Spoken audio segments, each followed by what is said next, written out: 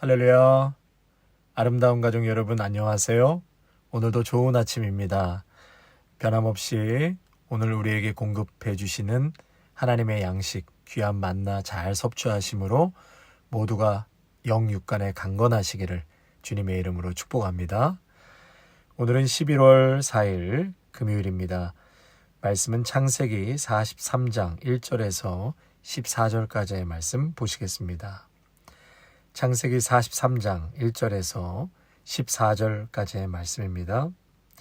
그 땅에 기근이 심하고 그들이 애굽에서 가져온 곡식을 다 먹음에 그 아버지가 그들에게 이르되 다시 가서 우리를 위하여 양식을 조금 사오라. 유다가 아버지에게 말하여 이르되 그 사람이 우리에게 엄히 경고하여 이르되 너희 아우가 너희와 함께 오지 아니하면 너희가 내 얼굴을 보지 못하리라 하였으니 아버지께서 우리 아우를 우리와 함께 보내시면 우리가 내려가서 아버지를 위하여 양식을 사려니와 아버지께서 만일 그를 보내지 아니하시면 우리는 내려가지 아니하리니 그 사람이 우리에게 말하기를 너희의 아우가 너희와 함께 오지 아니하면 너희가 내 얼굴을 보지 못하리라 하였음이니이다. 이스라엘이 이르되 너희가 어찌하여 너희에게 또 다른 아우가 있다고 그 사람에게 말하여 나를 괴롭게 하였느냐. 그들이 이르되 그 사람이 우리와 우리의 친족에 대하여 자세히 질문하여 이르기를 너희 아버지가 아직 살아 계시느냐 너희에게 아우가 있느냐 하기로 그 묻는 말에 따라 그에게 대답한 것이니 그가 너희의 아우를 데리고 내려오라 할 줄을 우리가 어찌 알았으리까. 유다가 그의 아버지 이스라엘에게 이르되 저 아이를 나와 함께 보내시면 우리가 곧 가리니 그러면 우리와 아버지와 우리 어린아이들이 다 살고 죽지 아니하리이다. 내가 그를 위하여 담보가 되오리니 아버지께서 내 손에서 그를 찾으소서. 내가 만일 그를 아버지께 데려다가 아버지 앞에 두지 아니하면 내가 영원히 죄를 지리이다. 우리가 지체하지 아니하였더라면 벌써 2번 갔다 왔으리이다. 그들의 아버지 이스라엘이 그들에게 이르되 그러할진대 이렇게 하라. 너희는 이 땅의 아름다운 소산을 그릇에 담아 가지고 내려가서 그 사람에게 예물로 드릴지니 곧 유향 조금과 꿀 조금과 향품과 모략과 유향나무 열매와 감 복숭아니라. 너희 손에 갑절의 돈을 가지고 너희 자루 아귀에 도로 넣어 있던 그 돈을 다시 가지고 가라. 혹 잘못이 있었을까 두렵도다. 내 아우도 데리고 떠나 다시 그 사람에게로 가라. 전능하신 하나님께서 그 사람 앞에서 너희에게 은혜를 베푸사 그 사람으로 너희 다른 형제와 베냐민을 돌려보내게 하시기를 원하노라. 내가 자식을 잃게 되면 이르리로다. 아멘. 이제 요셉의 형제들은 애굽에서 시므온을 볼모로 잡힌 채 큰 근심과 두려움으로 고향으로 돌아왔습니다. 그리고 이들은 이제 아버지를 만나서 그동안에 애굽에서 있었던 일들을 소상하게 다 말하죠. 그런데 그 대화 가운데 20여 년 전에 있었던 요셉에 관한 일은 쏙 빼고 죽어도 말하지 않습니다. 진실을 다 털어놓는 것 같아도 요셉에 관하여 지은 죄만큼은 아버지에게 감추고 있습니다. 20년이 지났는데도 그것이 그들의 발목을 잡고 있음을 명확하게 보여주고 있는 것이죠. 사람에게 감추어도 하나님은 다 알고 계십니다. 아무리 옛날에 지은 죄라 할지라도 하나님 앞에서 반드시 통회와 회개를 거쳐 나의 잘못을 시인하고 고백하게 만드십니다. 그래야 죄를 죄로 인식하고 또다시 그 죄의 구렁텅이에 빠지지 않고 바르게 살아갈 수 있기 때문이었습니다. 이러한 상황인데 아버지 야곱은 베냐민만을 여전히 싸고 돌고 있습니다. 오늘 본문에 보면 절대로 베냐민은 못 데려간다는 거죠. 시므온도 붙잡혀 있고 요셉도 사라지고 베냐민마저 데려다가 죽게 하려느냐. 야곱은 얘마저 잃게 되면 자신도 죽겠다고 합니다. 거기에 또 무슨 일이 생겼습니까? 이 양식을 구하고 지불해야 될 돈이 지불되지 않고 자신들의 그 곡식단에 그대로 그 돈이 들어가 있는 것을 발견하게 됩니다. 아버지와 자식들이 가슴이 철렁 내려앉는 것이죠. 또 어떤 일이 있어요? 야곱은 지금 자식이 이렇게 10명이나 눈앞에 있어도 이제 베냐민밖에 남지 않았다는 거예요. 지금까지도 지독한 편애를 여전히 보이고 있는 야곱의 모습을 보게 되는 것이죠.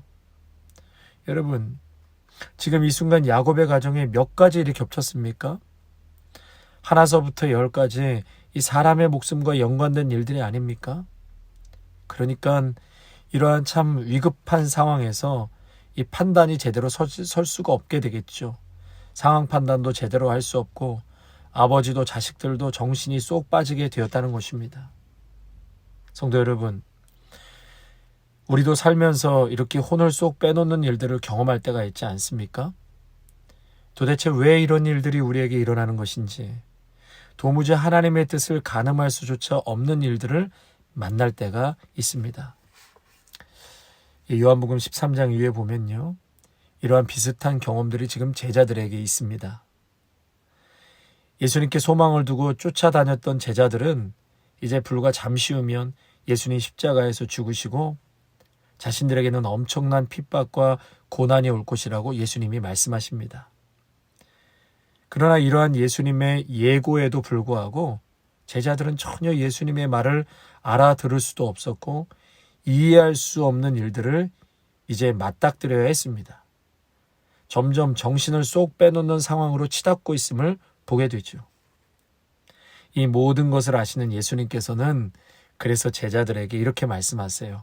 요한복음 16장 13절에 진리의 성령이 오시면 그가 너희를 모든 진리 가운데로 인도하고 오직 들은 것은 말하며 장래일을 너희에게 알리시리라. 아멘. 그러니까 이렇게 혼돈과 큰 핍박이 있지만 성령께서 임하시면 이 모든 것을 너희가 이해하게 될 것이고 깨닫게 될 것이다. 또한 너로 하여금 핍박을 이기게도 하고 혼돈에서 바른 신앙을 찾도록 성령께서 역사해 주실 것이다. 말씀해 주셨습니다. 핍박이 있어도 보혜사 성령이 너와 함께 하시고 혼돈이 와도 내가 믿는 신앙이 바른 신앙임을 성령이 증거해 주신다는 것입니다. 성령님이 아니고서는 이런 결정적인 시간에 바른 신앙을 지킬 수가 없다는 말씀을 하고 있는 것이죠. 성령만이 용기를 주고 지혜를 주는 것입니다. 사랑하는 성도 여러분, 정신을 쏙 빼놓는 일들을 경험할 때 무엇보다도 성령님을 의지하시기를 바랍니다. 아멘. 당혹스러운 일을 당하고 또 어려운 일이 있다 할지라도 이 모든 것을 이기게 해주시고 또 혼란스러운 상황을 바로잡아 주시고 갈 바를 알지 못해 우왕좌왕할 때 성령님께서는 우리에게 가장 선한 길로 옳은 길로 인도해 주십니다. 오늘 본문에 이렇게 엎친 데 덮친 격으로 그 땅의 기근이 더 심해졌습니다. 이제 애굽으로 안 가고는 모두가 굶어 죽게 생겼습니다. 야곱이 자식들에게 애굽에 가서 양식을 더 사오라고 말하죠. 이때 유다가 총대를 메고 아버지를 설득합니다. 아버지, 가서 양식 사오겠습니다. 단 베냐민이 같이 가야 합니다. 그렇지 않으면 그 사람이 다신 얼굴을 보지 못할 것이라고 했습니다. 이 말은 우리가 정탐꾼으로 몰려서 죽게 된다는 말입니다. 이렇게 얘기했더니 야곱이 왜 동생 얘기는 해서 나를 괴롭게 하느냐? 그랬더니 유다가 묻는 말에 대답을 했을 뿐이고 일이 이렇게 될 줄 우리가 어떻게 알았겠습니까? 베냐민도 시므온도 제가 책임지고 살려서 데려오겠습니다. 결국 야곱은 베냐민을 보내기로 결단하죠. 그리고 자루에 가장 좋은 향유 꿀과 향신료, 모략, 유황나무, 아몬드 등을 넣어서 그 사람에게 선물로 주라고 했습니다. 또한 돈도 2배로 가져가서 다시 돌려주라고 합니다. 그리고 야곱이 마지막으로 의미심장한 말을 남기죠. 전능하신 하나님의 은혜가 아들들에게 있기를 간구한다. 행여 내 자식들을 잃게 된다면 잃을 수밖에 없겠지. 이렇게 해서 오늘 14절이 마무리가 되는데요. 여러분, 저는 오늘 특별히 이 7절 말씀을 좀 주목하고 싶습니다. 7절을 보시면 그들이 이르되 그 사람이 우리와 우리의 친족에 대하여 자세히 질문하여 이르기를 너희 아버지가 아직 살아 계시느냐 너희에게 아우가 있느냐 하기로 그 묻는 말에 따라 그에게 대답한 것이니 그가 너희 아우를 데리고 내려오라 할 줄을 우리가 어찌 알았으리까. 예, 그 사람이라는 것은 요셉을 말하는 거죠. 형제들은 아직까지 그가 요셉인 줄 모르고 있는 것입니다. 그런데 7절에 주목해서 보고 싶은 말이 너희 아우를 데리고 내려오라 할 줄을 우리가 어찌 알았으리까. 그렇게 될 줄 누가 알았겠습니까? 저는 이 말씀을 묵상하면서 이들이 아주 정확한 고백을 했다고 생각합니다. 여러분, 우리는 가끔 내 입에서 나오는 말이 나도 모르는 정확하고 옳은 고백을 할 때가 있지 않습니까? 지금 형제들은 자신들이 모르지만 지금 아주 바르고 정확한 고백을 하고 있습니다. 지금은 이들이 부정적으로 고백을 하지만 나중에 한 번 더 이 고백을 어떻게 할까요? 예, 긍정적으로 하게 될 것입니다. 이렇게 될 줄 누가 알았겠습니까? 요셉을 통해서 우리 가족 전체를 살리시고 이스라엘의 계보가 될 12지파로 세우시고 유다의 혈통을 통해 그리스도를 보내실 줄 누가 알았겠습니까? 할렐루야. 결국 이것이 모티브가 되어서 다시금 가족들이 요셉을 만나게 되고 모두가 구원받고 회복되는 놀라운 인생의 역전의 드라마를 보게 될 것입니다. 이렇게 최종 결론이 날 줄을 누가 알았겠습니까? 요셉은 알았습니다. 왜요? 이런 계획을 요셉이 세웠기 때문이죠. 여러분, 이 요셉 배후에는 누가 계신가요? 결국 누구의 계획인 것이죠? 예, 하나님의 계획이요, 하나님의 섭리였습니다. 이 모든 과정을 통해서 야곱은 생명처럼 여기고 있던 자식을 하나님의 절대 주권에 맡기게 됩니다. 그래서 야곱이 결국 이스라엘로 변화되어져 가는 놀라운 일들을 보게 되죠. 자신의 고집을 꺾습니다. 자신의 연약함을 인정하고 하나님께 가장 소중한 것을 맡겨드립니다. 형제들도 자신의 죄악을 직면하고 통감하며 처절하게 회개합니다. 그리고 창세기 45장을 보면 마침내 요셉과 온 가족이 서로 목을 끌어안고 대성통곡을 하며 웁니다. 요셉은 형제들을 끌어안고 울고 막내 동생인 베냐민을 끌어안고 울고 또 아버지를 보고 통곡하고 웁니다. 그리고 45장 8절에 이런 말씀을 합니다. 나를 이리로 보낸 이는 당신들이 아니요 하나님이시라. 하나님이 나를 바로에게 아버지로 삼으시고 그 온 집의 주로 삼으시며 애굽 온 땅의 통치자로 삼으셨나이다. 나를 이곳으로 보낸 분은 너희들이 아니라 하나님이시다. 요셉은 이 모든 것이 하나님의 섭리였다라는 것을 최종적 결론으로 내리고 있습니다. 사랑하는 성도 여러분, 야곱의 가족들은 이제 이 고백을 할 것입니다. 이렇게 될 줄 누가 알았겠습니까? 성도 여러분, 이것을 우리의 신앙을 향한 하나님의 섭리라고 하는 것입니다. 하나님의 섭리. 우리는 매번 무슨 일이 있을 때마다 이렇게 될 줄 누가 알았겠어, 이런 부정적인 의미로 말할 때가 많지만 하나님의 손에 붙들려 있는 한 우리 인생은 하나님의 섭리 안에 있는 것입니다. 하나님의 주권 아래 있는 것입니다. 결국 최종적으로 우리는 이 요셉과 형들이 모르면서 고백한 이 고백이 우리의 최종 결론의 고백이 될 것입니다. 감사와 환희에 찬 고백, 이렇게 될 줄 누가 알았겠습니까?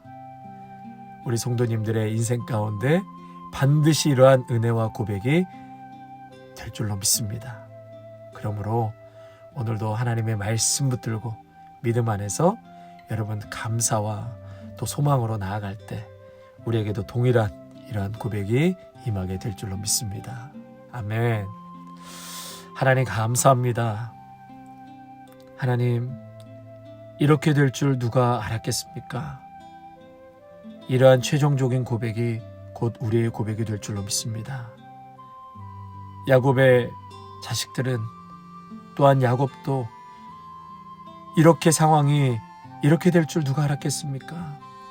너무나 원통하고 가슴 아픈 절규의 고백이었지만, 그러나 이것이 하나님의 섭리 안에 있게 될 때에 마침내 하나님의 놀라운 구속의 역사와 은혜 안에서 하나님 감사합니다.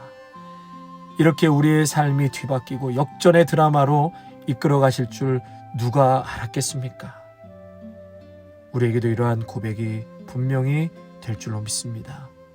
우리 사랑하는 귀한 믿음의 성도들의 삶을 축복하여 주시고, 오늘도 이 고백이 나의 고백이 될 줄로 알고 믿음으로 끝까지 주님 바라보면서 나아가는 성도들이 되게 하여 주시옵소서.